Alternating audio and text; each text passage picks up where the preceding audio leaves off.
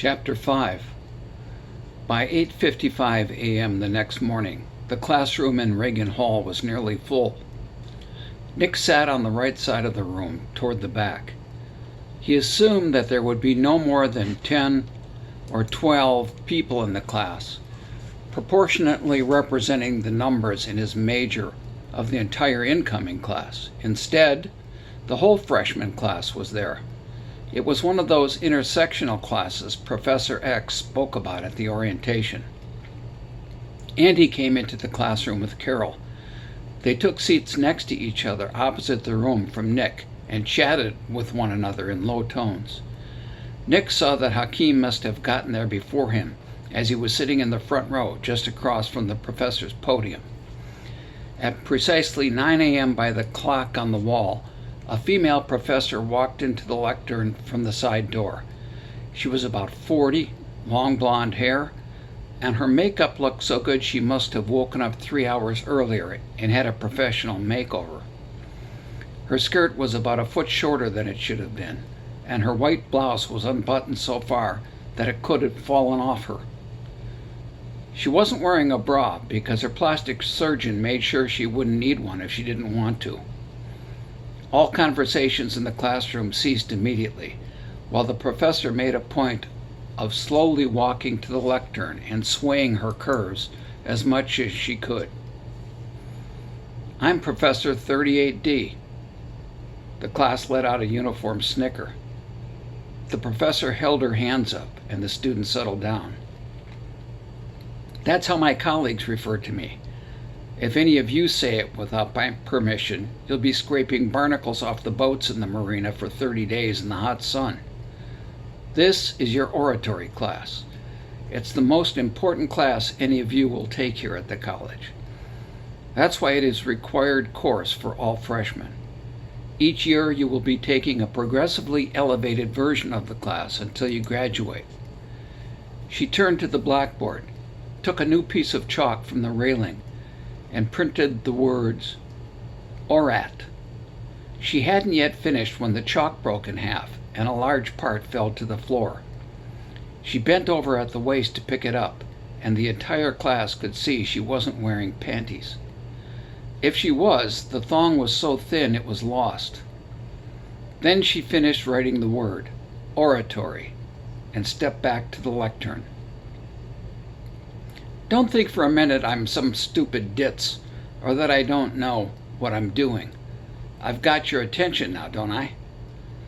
That's what oratory is, gaining the attention of your audience, not merely by content, but by pacing and inflection, and by using hand, face, and body gesticulations, passion, mesmerizing your audience. Oratory is magic, no different than a magician who captures your attention in one place while he performs the magic act in another. Then, when the trick is over, you sit in amazement at the performance. You never merely stand at a podium and talk or even try to fake pure oratory. That will never get you elected or turn you into the CEO of General Motors. Your seat on the Council of Foreign Relations will be taken by someone else, someone who is a better orator than you. The best orators are made right here at the college. They're not born. Does anybody here know who Malcolm X was?" The professor stepped out from the side of the lectern and waited for hands to go up, but none did. "None of you geniuses know who Malcolm X was." She pointed across the room directly at Nick. "Mr. Falcone, do you know?" "Yes," Nick said. "Then why didn't you raise your hand?" "I didn't want to seem pretentious." "That's not true, and you know it, Mr. Falcone." "Didn't you want to impress Miss McShane?" She pointed in Andy's direction with her chest. Nick stood and addressed the class. "Malcolm X was second in command to Elijah Muhammad, leader of the Nation of Islam in America in the 1950s to the mid-1960s. He was gaining too much power for himself, so the Nation of Islam had Malcolm X assassinated in plain view on a stage in Harlem while he was delivering a speech in 1965. Your content is good, Mr. Falcone, but your delivery is too rigid. No poignant hand motions. You narrow your eyes and frown a bit when you speak. All of your weight is on your right side. There are many other things you're doing wrong, and it all detracts from your oratory. Nick sat. I'm going to show you all a 5-minute video in black and white of one of Malcolm X's final speeches. Look at the monitors around the room for your convenience. The professor held a small remote in her hand that she took from the podium and turned on the closed-circuit TVs. If it wasn't for the goatee and eyeglasses, one could have sworn that it was Barack Obama giving a speech to 300 black men and women in what looked like a high school gymnasium. The face was the same, the build was the same, and the tone, inflection, gestures, and even smiles were the same. It was the same person, only 50 years earlier. It isn't the white man who's been keeping you all down, ensuring you remain a slave despite the Civil War having ended 100 years ago. It's the Democrat Party, the party you love so much, that is playing you for chumps. Every year they promise you this, and they promise you that you'll keep voting for them. And you do, and what do you get for it? Nothing. That's what you get. The Democrat Party is playing you all for chumps, and if you keep voting for them, then you're a chump. The video went on for a few more minutes, and the class sat enthralled watching it. Even if the students would have hated Malcolm X, had they known him, they were all in love with what he was saying and how he delivered it by the time the video ended. The endearing little Obama smiles in the right place certainly sealed the deal. The professor stood beside the lectern and tossed her hair slightly before she spoke. Impressive, wasn't it? He could have been selling you used bathroom tissue and you would have bought it. Do you think Malcolm X learned his oratory somewhere on a farm, or while he was in prison for 6 years for violent crimes? She looked down at Hakeem, who was sitting right in front of her.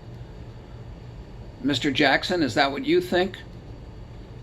I think the brother was just a natural, like a good athlete. That shit can't be taught. You have to be born with it. The class chuckled in unison, and the professor held up her hands for quiet. Do you think Barack Obama was a natural too, learning his oratory while he was memorizing the Quran as a young boy in Indonesia? I don't know what the hell you're talking about, Hakeem said.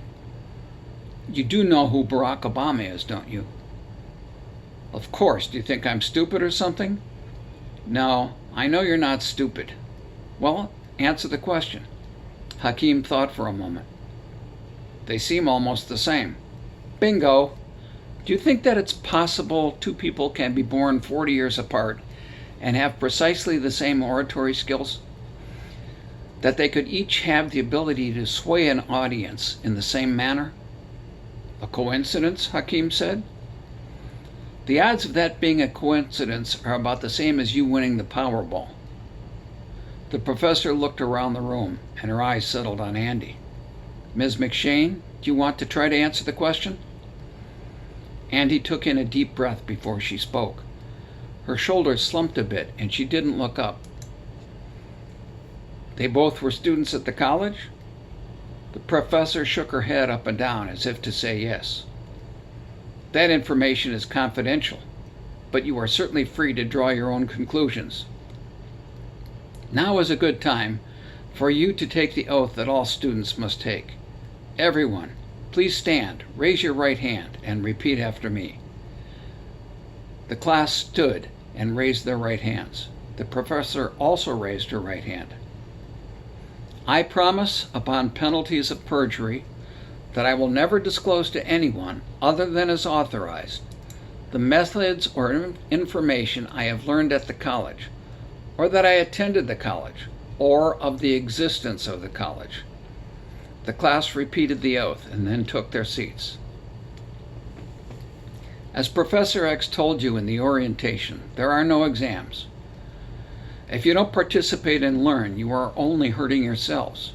We don't use textbooks. You don't need a laptop or a desktop. You don't need to copy or cheat or write papers and publish articles. All of that will be taken care of for you when you leave here. Our sole method of teaching is the workshop. Every class will be a workshop. Even when you're not in class, your life here on the island will be one big workshop, even if you are unaware of it.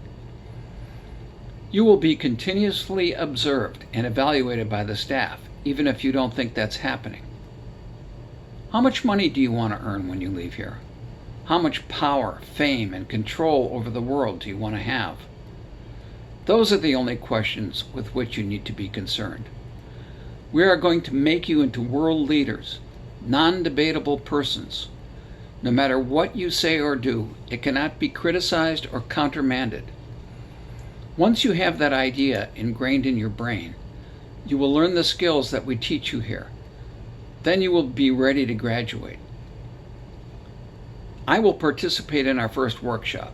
After that, I will assign you groups and topics where you will continue to conduct your own workshops throughout the rest of the class. Let's get started. Ms. Clark, please come up here on the stage. Carol rose slowly from her seat. She stood there for a moment and tried to straighten her hair. Carol didn't have time to go to the store yet to buy clothes, and she was still wearing Andy's outfit from the day before. Her large, round eyeglasses kept slipping down the bridge of her nose, and she pushed them up a few times before she headed for the stage. The professor pushed the lectern to the back of the stage so that it was out of the way. She and Carol stood face to face, about 10 feet apart from each other. Okay, Miss Clark, for this demonstration workshop, I want you to convince me that I should get in bed with you and be your lover tonight. But I'm not a lesbian, Carol said. You're a virgin, though, aren't you? The professor said. Carol blushed so hard it looked as if lipstick had spread from her mouth to her cheeks. How did you know? Yes, I'm technically a virgin, but that certainly doesn't make me a lesbian or even bisexual. I see, the professor said. Would you care to enlighten the class what you mean by technically a virgin? Carol's face instantly turned an even deeper red. She furiously rubbed her thumb and index finger of her right hand together. I've had plenty of sex with boys and with men. I went to a Catholic girls' high school, and we were taught that it was a sin to have sex before marriage. So everything I did was either oral or anal, but with men. Carol turned around to look at Nick. Hakeem turned around to look at Nick. They both tried to stop their laughter. That's the whole point of this exercise, the professor said. It's an oratory class. Try to pretend that you're an actor playing a role and convince me that it would be worth my while to get in bed with you. I won't do it. I'm not going to demean myself like that. A male student from the back of the classroom shouted, Stop harassing her. She said she doesn't want to do it. The professor made a gesture to an overhead camera with her head. Within seconds, 2 men in black suits stepped in the rear door of the classroom and took the male student by the arms, escorting him from the room. They weren't gentle about it. You won't see that man for a month, the professor told the classroom. And when you graduate, he'll be in the class behind you. When you do see him again, his hands will be red and bleeding, and there'll be little pieces of barnacle shells stuck under the skin. Now, Carol, I'm waiting for you to begin. Carol stared at the back door of the classroom for a moment, and then she shook herself back to reality. She pushed her glasses hard up her nose so that they stayed this time. She cleared her throat. You know, Professor, I've had my eye on you for quite some time. I think you're beautiful. A few times I've walked so close to you that I could smell your hair. It makes me wet when I do that. I can tell you know exactly what I was doing.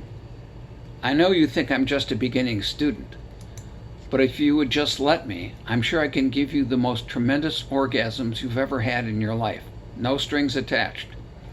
Here's the key to my room. Come to me tonight. I'll wash you all over first, every little part of you. I'm in love with you, but you don't have to be in love with me. You don't even have to speak to me afterward if you don't want to. I'll be waiting for you." The classroom exploded in applause. Nick stuck his fingers in his mouth and whistled loudly. Even Andy smiled and nodded her approval. "Oh, Lord," Hakeem Jackson said. "I'm not convinced that I would switch teams for that little speech. But it was a good start," the professor said. "I've never actually been with another woman before," Carol said. "But I don't think I'd be good at scraping barnacles either." "Thank you, Carol. You may sit down now," the professor said. "We will now break off into 10 workshop groups. I'll hand out the topics and assignments. Each group will watch and critique each workshop. The first workshop will be Hakeem Jackson approaching 4 others, trying to sell them stolen watches. "Why did you pick me to try to sell stolen goods?" Hakeem said. "It's because I'm black, isn't it? It said in the orientation papers that the college didn't discriminate against anybody. This is bullshit." The professor began handing out the assignment sheets while she spoke to Hakeem. "Oh, I think you know why I picked you for this assignment. I know it's too easy for you, but your next workshop will be to convince another man to have sex with you. So take the low-hanging fruit while you can." "Is that supposed to be a pun?" Hakeem said. "If so, I don't find it humorous." "I'm not here to entertain you, Mr. Jackson. My purpose is to make you into an unassailable politician." "Like Malcolm X and get blown away while I'm making a speech?" "Perhaps," the professor said, "but that will depend entirely on you."